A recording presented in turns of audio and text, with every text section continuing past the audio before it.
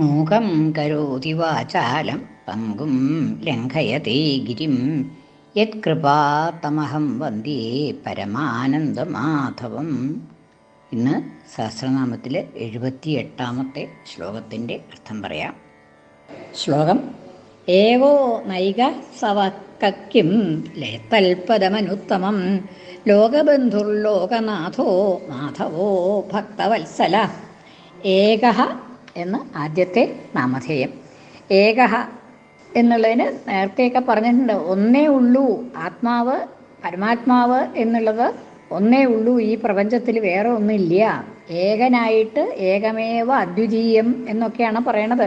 അദ്വിതീയനായിട്ട് രണ്ടാമതൊന്നും ഇല്ല എന്ന് ഉറപ്പിച്ച് പറയുന്നുണ്ട്.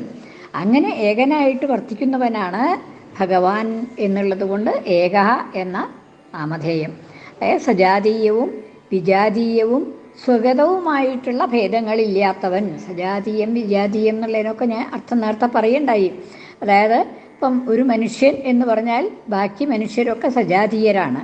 ഒരു പശു എന്ന് പറഞ്ഞാൽ ബാക്കി പശുക്കളൊക്കെ സജാതീയരാണ്. പക്ഷേ ഒരു മനുഷ്യന് ഒരു പശു വിജാതീയനാണ്.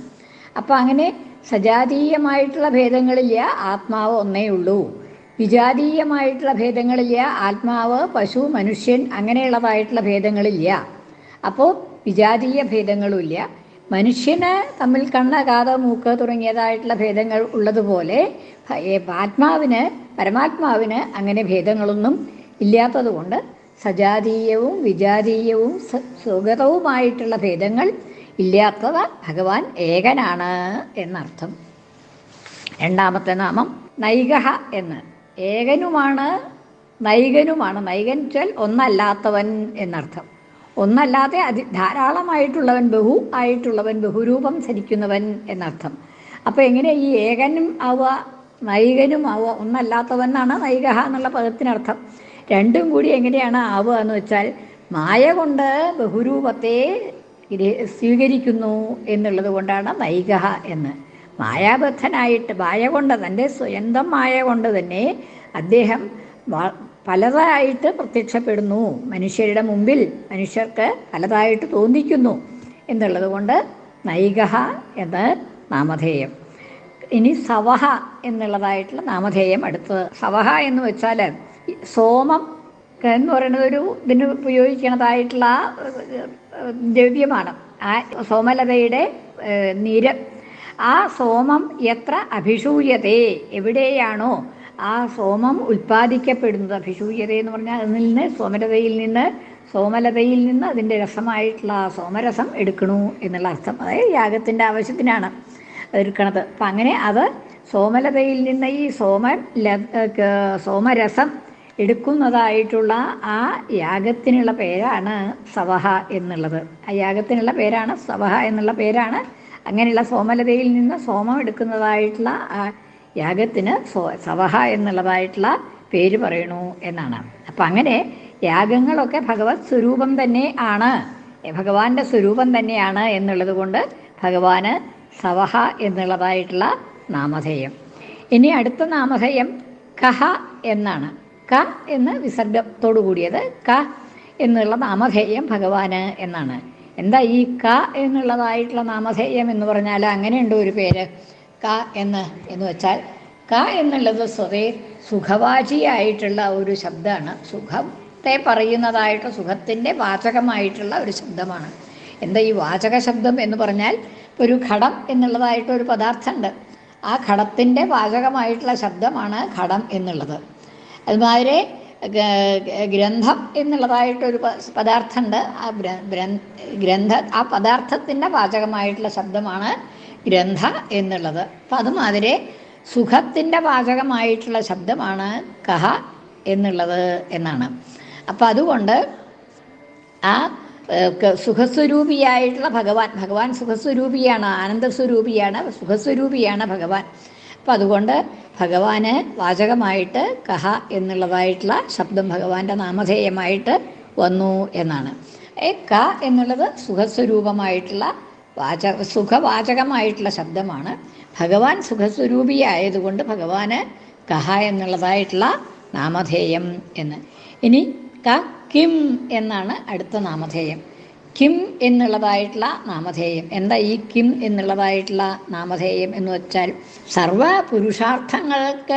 പുരുഷാർത്ഥത്തിന് രൂപമായിട്ടുള്ളതായിട്ടുള്ള ആരാണ് കിം എന്നുള്ളതായിട്ടുള്ള ചോദ്യത്തിന് ഉത്തരമായിട്ട് ഭഗവാനെയാണ് കിട്ടണത് എന്നുള്ളത് കൊണ്ട് ഭഗവാന് കിം എന്നുള്ളതായിട്ടുള്ള നാമധേയം. എന്താണ് കിം എന്താണ് എന്നതിനുള്ളതായിട്ടുള്ള ഉത്തരം ഭഗവാൻ തന്നെയാണ്. ബ്രഹ്മം എന്താണ് എന്ന് സർവപുരുഷാർത്ഥ രൂപത്വാത് ബ്രഹ്മൈവ വിചാര്യം ഇതി ബ്രഹ്മ കിം, ബ്രഹ്മം തന്നെയാണ് വിചാരിക്കപ്പെടേണ്ടത്. ഏതാണ് ധ്യാനിക്കപ്പെടേണ്ടത്, ഏതാണ് വിചാരിക്കപ്പെടേണ്ടത് എന്നുള്ളതായിട്ടുള്ള ചോദ്യത്തിന് സമാധാനമായിട്ട് ബ്രഹ്മം തന്നെയാണ് എന്നതുകൊണ്ട് ബ്രഹ്മത്തിന്, പരമാത്മാവിന് കിം എന്നുള്ളതായ നാമധേയം സിദ്ധിച്ചു എന്ന്. ഇനി യത് എന്നുള്ളതായിട്ടുള്ള നാമധേയം ഭഗവാന് വന്നു എന്നാണ്. യശബ്ദം കൊണ്ട് വിവക്ഷിക്കുന്നത് ഭഗവാനെ തന്നെയാണ് എന്നതുകൊണ്ട് ഭഗവാന് യത് എന്നുള്ളതായിട്ടുള്ള നാമധേയം. യതോ വാ ഇമാനി ഭൂതാനി ജായന്തേ എന്ന് ഭഗവാനെക്കുറിച്ച് ശ്രുതിയിൽ പറയുന്നുണ്ട്. ഭഗവാന്റെ വാചകമായിട്ട് യശബ്ദം ശ്രുതിയിൽ പ്രയോഗിക്കുന്നുണ്ട്. യതോ വാ ഇമാനി ഭൂതാനി ജായന്തേ, എവിടെ നിന്നാണോ ഈ ഭൂതങ്ങളെല്ലാം ഉണ്ടായത് എന്നുള്ള ചോദ്യത്തിൽ അത് ഭഗവാനെ കുറിച്ചാണ് പറയുന്നത് എന്നതുകൊണ്ട് ഭഗവാന് യശബ്ദം വാച്യം ഉണ്ട്. യശബ്ദം എന്ന് ഭഗവാന്റെ നാമമായി എന്ന്. ഇനി തത് എന്നുള്ളത് അതേമാതിരി തന്നെ തനോധി, വ്യാപിക്കുന്നു, സർവത്ര വ്യാപിക്കുന്നു എന്നുള്ള അർത്ഥത്തിലാണ് തത് എന്നുള്ളത്. തനോധി എന്നുള്ളത് കൊണ്ട് തനോധി വിസ്തരിക്കുന്നു, വ്യാപിക്കുന്നു എന്നുള്ള അർത്ഥത്തിൽ തത് ശബ്ദം കൊണ്ട് വാച്യമായിട്ടുള്ളതും ഭഗവാൻ തന്നെ. ഭഗവാനാണ് സർവത്ര പ്രപഞ്ചരൂപമായിട്ട് വ്യാപിച്ചിട്ടുള്ളത് എന്നതുകൊണ്ട് തത് എന്നുള്ളതായിട്ടുള്ള നിർദ്ദേശം ഭഗവാനെക്കുറിച്ച് വരുന്നു. ഓം തത് സത് എന്നുള്ളതായിട്ടുള്ള നിർദ്ദേശം ഭഗവാനെക്കുറിച്ചാണ് വരുന്നത്. അതുകൊണ്ടും ഭഗവാൻ തന്നെയാണ്. ശബ്ദത്തിന് കൊണ്ട് പറയപ്പെടുന്നത് ഭഗവാനെ തന്നെയാണ്. ഭഗവാന്റെ നാമധേയം തന്നെയാണ് തത് എന്നുള്ളതും എന്നാണ്. തത്വമസി എന്നുള്ളിടത്തൊക്കെ ആ തത് എന്നുള്ളത് ഭഗവാനെക്കുറിച്ച് തന്നെയാണ് പറയണത്. ആ പരമാത്മാവിനെ കുറിച്ച് തന്നെയാണ് പറയുന്നത്, ഭഗവാനെക്കുറിച്ച് തന്നെയാണ് പറയുന്നത് എന്നുള്ളത് കൊണ്ട് തച്ഛബ്ദവും തത് എന്നുള്ളതും ഭഗവാന്റെ വാചകം തന്നെ, ഭഗവാന്റെ നാമം തന്നെ എന്ന്. പദമനുത്തമം എന്ന്, യത്തത് പദമനുത്തമം എന്നാണ് പിന്നത്തെ പദം, പിന്നത്തെ നാമധേയം. പദമനുത്തമം, അനുത്തമമായിട്ടുള്ള പദം വെച്ചാൽ സ്ഥാനം. അനുത്തമമായിട്ടുള്ളത്, അതിനേക്കാൾ ഉന്നതമായിട്ട് ഉത്കൃഷ്ടമായിട്ട് ഒറ്റൊന്നും ഇല്ലാത്തത്, ഏറ്റവും ഉത്കൃഷ്ടമായിട്ടുള്ള സ്ഥാനം അത് ഭഗവാൻ തന്നെയാണ്. പ്രാപ്തിസ്ഥാനം, ഏറ്റവും ഉത്തമമായിട്ടുള്ള പ്രാപ്തിസ്ഥാനം ഭഗവാൻ തന്നെയാണ് എന്നതുകൊണ്ട് ഭഗവാന് പദമനുത്തമം എന്നുള്ളതായ നാമധേയം, അത് രണ്ട് വാക്കും കൂടിയിട്ട് ഒരു നാമധേയമായിട്ടാണ്. യത്തത് പദം അനുത്തമം, പദം അനുത്തമം എന്നുള്ളത് ഒരു നാമധേയമായിട്ടാണ് പറയണത്. ഇനി അടുത്തത് ലോകബന്ധു, ലോകത്തിന് മുഴുവൻ ബന്ധുവായിട്ടുള്ളവൻ എന്നുള്ളത്, അല്ലെങ്കിൽ ലോകം മുഴുവൻ ഈ ഭഗവാനിൽ തന്നെ ബന്ധിക്കപ്പെടുന്നു എന്നുള്ളത് കൊണ്ട് ലോകാനാം ബന്ധു എന്നുള്ളത് കൊണ്ടോ, ലോകത്തിൻ്റെ മുഴുവൻ ബന്ധുവായിട്ടുള്ളവൻ, ലോകം മുഴുവൻ ഭഗവാനിൽ തന്നെ ബന്ധിക്കപ്പെടുന്നു എന്നുള്ളത് കൊണ്ടോ, ലോകങ്ങളുടെ ബന്ധുകൃത്യമായിട്ട് ഭഗവാൻ ഭവിക്കുന്നു എന്നുള്ളത് കൊണ്ടോ ഭഗവാന് ലോകബന്ധു എന്നുള്ളതായിട്ടുള്ള നാമധേയം. അവിടെ 3 അർത്ഥങ്ങൾ പറഞ്ഞു ലോകബന്ധു എന്നുള്ളതിന്. ഒന്ന്, എല്ലാറ്റിനും പ്രപഞ്ചത്തിന് മുഴുവൻ ആധാരമായിട്ടുള്ള ഈ ഭഗവാനിൽ ലോകം മുഴുവൻ ബന്ധിക്കപ്പെടുന്നു എന്നുള്ളത് കൊണ്ട് ലോകബന്ധു എന്ന്. പിന്നെ ലോകാനാം ബന്ധു, ലോകത്തിൻ്റെ മുഴുവൻ ബന്ധുവായിട്ടുള്ളവൻ, അതായത് ലോകത്തിന് മുഴുവൻ പിതാവായിട്ടുള്ളവൻ എന്നുള്ള അർത്ഥത്തിൽ ലോകബന്ധു എന്നുള്ളതായിട്ടുള്ള നാമധേയം ഭഗവാന് വന്നു. അതല്ലെങ്കിൽ പിന്നെ മൂന്നാമതൊരർത്ഥം എല്ലാവരുടെയും ഹിതാഹിതങ്ങൾക്ക് വേണ്ടി വർത്തിക്കുന്നു എന്നുള്ളത് കൊണ്ട് ഭഗവാന് ലോകബന്ധു എന്നുള്ളതായ നാമധേയം. അങ്ങനെ 3 വിധത്തിൽ ലോകബന്ധു എന്നുള്ളതായിട്ടുള്ള പദത്തിന് അർത്ഥം പറഞ്ഞു. ഇനി ലോകനാഥ, ലോകത്തിൻ്റെ മുഴുവൻ നാഥനായിട്ടുള്ളവൻ എന്ന്. നാഥ്യതേ ഇതി നാഥ, യാചിക്കപ്പെടുന്നു, ലോകത്തിനാൽ യാചിക്കപ്പെടുന്നു. മോക്ഷത്തിന് വേണ്ടി ഭഗവാനെ എല്ലാവരും പ്രാർത്ഥിക്കുന്നു, യാചിക്കുന്നു എന്നുള്ളത് കൊണ്ട് ഭഗവാന് ലോകനാഥ എന്നുള്ളതായിട്ടുള്ള നാമധേയം.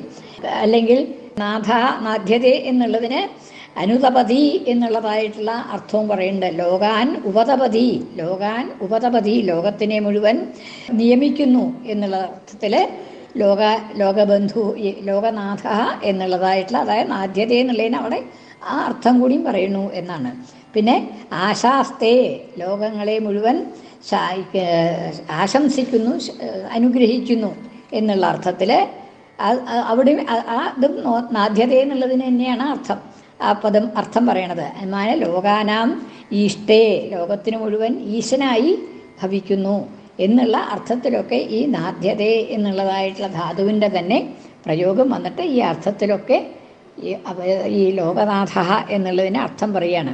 അതായത് ലോകങ്ങളാൽ യാചിക്കപ്പെടുന്നു, ലോകത്തെ നിയമിക്കുന്നു, ലോകത്തെ മുഴുവൻ ആശംസിക്കുന്നു, ലോകർക്കുപരി ഈശനാകുന്നു എന്നിങ്ങനെ 4 അർത്ഥത്തിൽ ലോകനാഥ എന്നുള്ളതിന് അർത്ഥം പറഞ്ഞു. ഇനി മാധവ എന്നുള്ള പദം, അടുത്ത നാമധേയം മാധവ. മധുകുലേ ജാതത്വാത് മാധവ, അതായത് യദുകുലത്തിലെ മറ്റൊരു പൂർവികൻ്റെ പേരാണ് മധു എന്നുള്ളത്. ആ മധുവിൻ്റെ കുലത്തിൽ ജനിച്ചതുകൊണ്ട് മാധവ എന്നുള്ളതായിട്ടുള്ള നാമധേയം ഭഗവാന്. ഭക്തവത്സല, ഭക്തന്മാരെ സ്നേഹിക്കുന്നവൻ, വാത്സല്യമുള്ളവൻ, ഭക്തന്മാരോട് വാത്സല്യമുള്ളവൻ, സ്നേഹമുള്ളവൻ എന്നുള്ള അർത്ഥത്തിൽ ഭക്തവത്സല എന്നുള്ളതായ നാമധേയവും ഭഗവാന് സിദ്ധിച്ചു എന്ന്. ഏകോ നൈക സവ കക്യം യത്തത്പദമനുത്തമം ലോകബന്ധുർലോകനാഥോ മാധവോ ഭക്തവത്സല.